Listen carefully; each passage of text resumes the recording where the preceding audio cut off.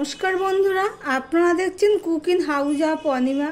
আজকে সুজি দিয়ে একটা ব্রেকফাস্টের রেসিপি তোমাদের সাথে শেয়ার করব। তার জন্য জল বসিয়ে দিয়েছি, আর এখানে কটা কারি পাতা নিয়েছি। কারি পাতাগুলো জলের মধ্যে দিয়ে দেব।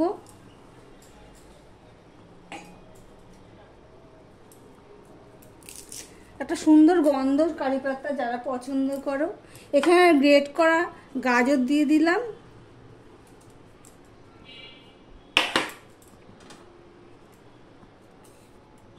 স্বাদ অনুযায়ী নুন দিয়ে দিলাম,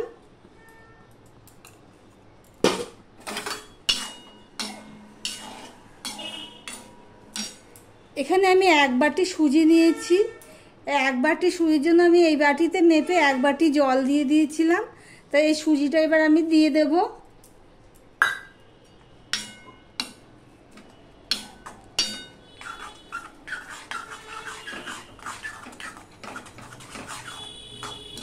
একটা ডো তৈরি করে নেব সুজিটা দিয়ে।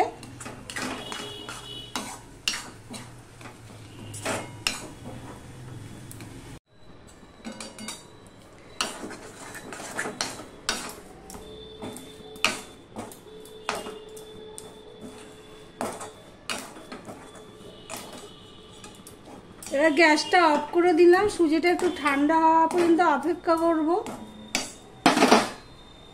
কড়াই থেকে থালায় নিয়ে নিয়েছি। হাতে সব গরম অবস্থায় এটা ভালো করে মেখে নেব।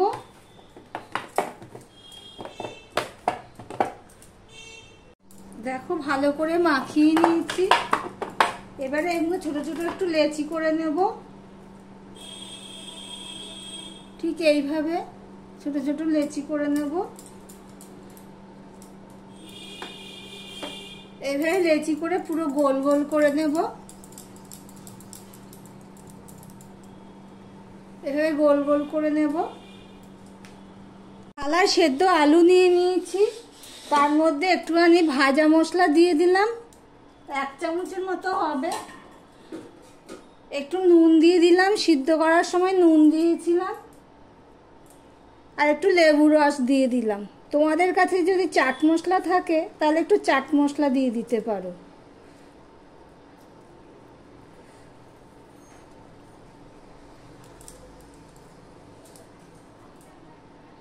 এবার এগুলো সমস্তটা ভালো করে মাখিয়ে নেব।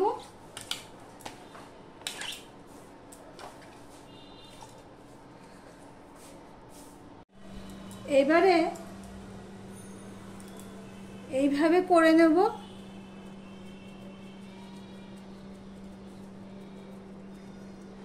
অল্প একটু পুর ভরে দেব, দিয়ে এইভাবে মুড়ে দেব।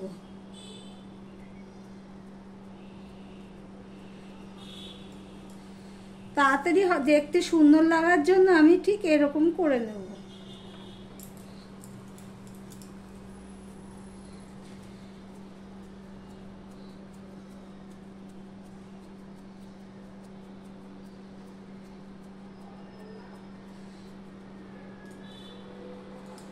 পুর ভরে নিলাম।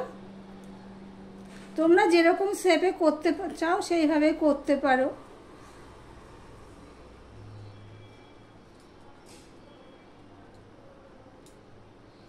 ঠিক এরকম করে নিচ্ছি সবগুলো। এই একটা সসপ্যান বসিয়ে দিয়েছি, জলও ফুটছে। এবার এইখানে আমি তেল মাখিয়ে নিয়েছি যাতে লেগে না যায়। এইভাবে আমি সাজিয়ে দেব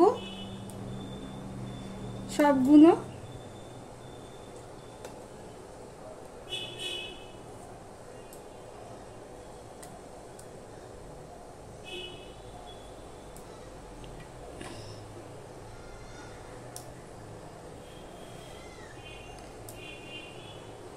সবগুলোই আমার ধরে গেছে।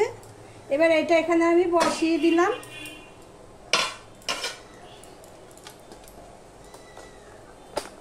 দেখো বসিয়ে দিয়েছি। এবার আমি ঢাকা দিয়ে দিলাম 10 মিনিটের জন্য।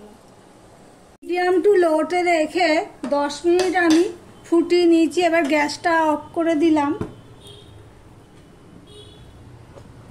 এই দেখো রেডি হয়ে গেছে। এবার এগুলো এখন ধরা যাবে না, গরম আর খুব নরম, একটুখানি ঠান্ডা হোক, তারপর তুলে তোমাদের দেখাচ্ছি। ঠান্ডা হওয়ার পর একটা ডিশে সাজিয়ে নিয়েছি। এই দেখো, সম্পূর্ণ একটা ইউনিক রেসিপি, দারুণ হয় খেতে, একটু নতুনত্ব ভাব। এবারে একটা ভেঙে দেখাচ্ছি তোমাদের। এই দেখো,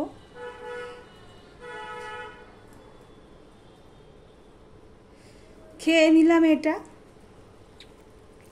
তোমরা একবার ট্রাই করে দেখতে পারো।